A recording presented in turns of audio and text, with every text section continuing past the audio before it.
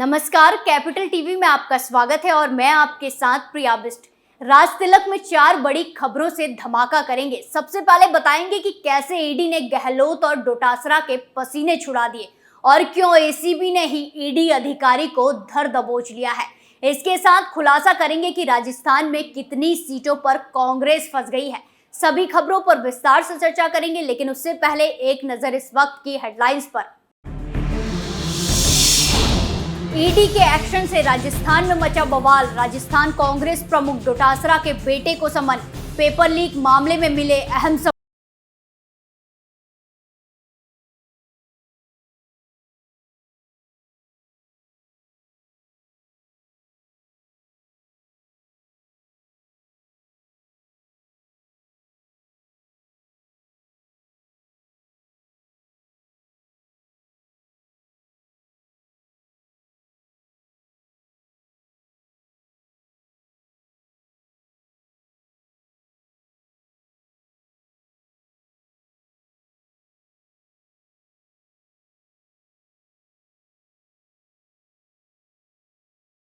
नेताओं ने दिया अल्टीमेटम। तो सबसे पहले बात ईडी के धमाकेदार एक्शन की। ईडी ने राजस्थान में ऐसा तहलका मचाया है कि कांग्रेस की चुनावी नैया डूब गई है। ईडी को देखकर कांग्रेस के नेता भाग खड़े हुए हैं, क्योंकि ईडी ने कांग्रेस प्रदेश अध्यक्ष गोविंद सिंह डोटासरा के घर छापेमारी के बाद उनके बेटे को भी समन जारी कर दिया है। ये समन पेपर लीक मामले में दिया गया है। कहा जा रहा है कि ईडी को डोटासरा के घर से छापेमारी में कई अहम दस्तावेज और करोड़ों के लेन देन के सबूत हाथ लगे हैं, जिसका कनेक्शन उनके बेटे से जुड़ रहा है। और अब धीरे धीरे गणेश प्लाजा के लॉकर का कनेक्शन भी कांग्रेस से निकलने वाला है। जल्द बड़ा खुलासा कांग्रेसियों से पूछताछ में होगा, क्योंकि अब ईडी ने गोविंद सिंह डोटासरा के बेटे अभिलाष डोटासरा को 7 नवंबर और अविनाश डोटासरा को 8 नवंबर को दिल्ली ईडी ऑफिस पेशी के लिए बुलाया है। कहा जा रहा है कि इस दौरान डोटासरा के बेटों की गिरफ्तारी भी हो सकती है। इसी वजह से अब कांग्रेसी बुरी तरह भड़क गए हैं। जहां एक और गहलोत जांच एजेंसियों पर साजिश के तहत कार्रवाई का आरोप लगा रहे हैं, वहीं बाकी नेता मोदी सरकार को घेरने की कोशिश में लगे हैं।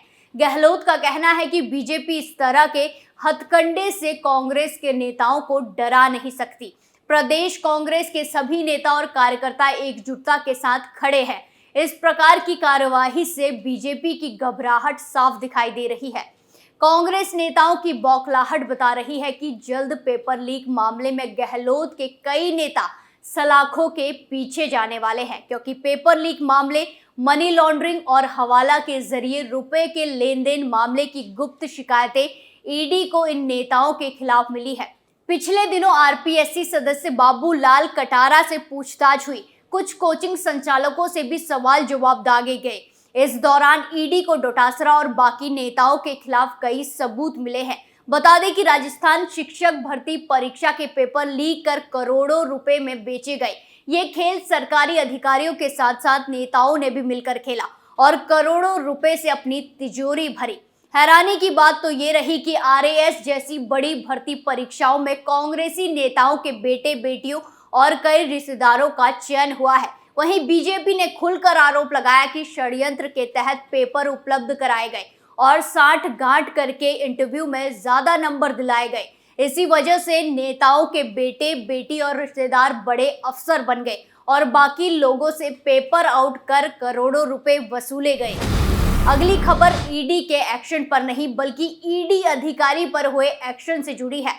राजस्थान में एसीबी ने ईडी के एक अधिकारी को अरेस्ट किया है। जांच एजेंसी के अधिकारी पर आरोप है कि उन्होंने बिचौलिए के जरिए 15 लाख रुपए की रिश्वत मांगी थी, जिसके बाद ईडी अधिकारी और उसके एक सहयोगियों को 15 लाख रुपए की रिश्वत लेने के आरोप में गिरफ्तार किया गया है। आरोपी अधिकारी चिटफंड मामले में शिकायतकर्ता के खिलाफ दर्ज एक मामले को निपटाने के बदले 17 लाख रुपए की मांग कर रहा था, जिसके बाद एसीबी तक शिकायत पहुंची तो मामले पर एक्शन लिया गया।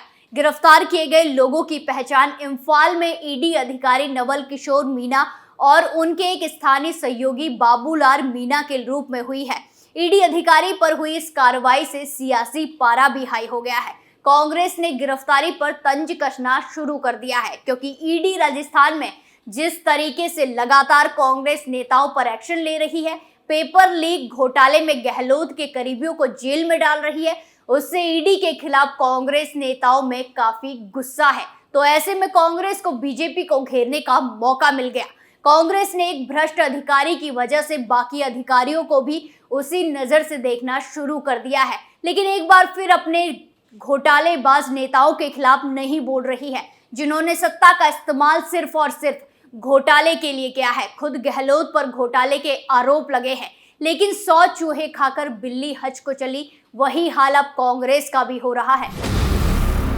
बढ़ते हैं आगे, अगली खबर कांग्रेस में शुरू हुए बवाल पर। घोषित प्रत्याशियों के खिलाफ कांग्रेस में विद्रोह हो गया है। टिकट कटने से नाराज राजगढ़ के विधायक जौहरी लाल मीणा ने कांग्रेस पर टिकट बेचने का आरोप लगाया है और कहा है कि मेरी जगह पर मांगे लाल मीणा को टिकट पैसे लेकर दिया गया। पैसे प्रदेश के वरिष्ठ नेताओं ने लिए हैं, यानी जौहरी लाल ने भी गहलोत पर सवाल खड़े किए हैं। इसके साथ ही मीणा ने समर्थकों के साथ कांग्रेस को झटका देते हुए निर्दलीय चुनाव लड़ने का फैसला कर लिया, जिससे आलाकमान की नींद उड़ गई है, क्योंकि बड़े बड़े नेता नाराज होकर पार्टी से किनारा कर रहे हैं। साथ ही कांग्रेस की घिनौनी राजनीति का पर्दाफाश भी कर दिया है।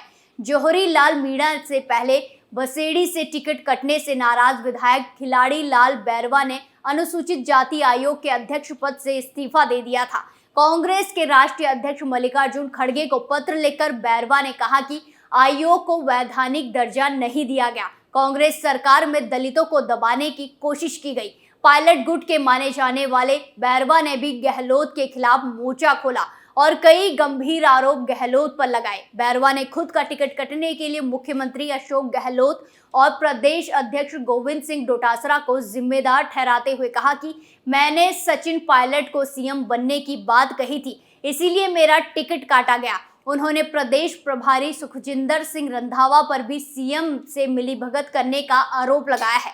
कांग्रेस नेताओं को गंभीर आरोपों से राजस्थान में बवाल मच गया है। इसके साथ ही जौहरी लाल मीणा ने निर्दलीय के तौर पर नामांकन किया, जो कांग्रेस के लिए बहुत बड़ा झटका है। कांग्रेस की नैया अपने ही नेताओं की वजह से डूबती दिखाई दे रही है। आलाकमान की तरफ से बागी नेताओं को लगातार मनाने की कोशिश भी की जा रही है, लेकिन गहलोत की मनमानी की वजह से राजस्थान में बवाल मच गया है। कांग्रेस नेता आपस में ही भिड़ गए हैं। सबसे बड़ी बात तो यह है कि इस बार का चुनाव बीजेपी से मुकाबले के लिए नहीं, बल्कि आपस में ही एक दूसरे को मात देने के लिए है। आखिरी खबर भी कांग्रेस में बवाल पर है। टिकट बंटवारा कांग्रेस के लिए जंजाल बन गया है। हॉट सीट चित्तौड़गढ़ जिले पर कांग्रेस फंस गई है। यहाँ एक नहीं, कांग्रेस को 3 सीटों पर भारी विरोध का सामना करना पड़ रहा है। यहाँ तक की बात इस्तीफे तक भी आ गई है। प्रदर्शन और पुतला जलाकर भी विरोध शुरू हो गया है। वो 3 सीटें हैं चित्तौड़गढ़, कपासन और बड़ी सादड़ी।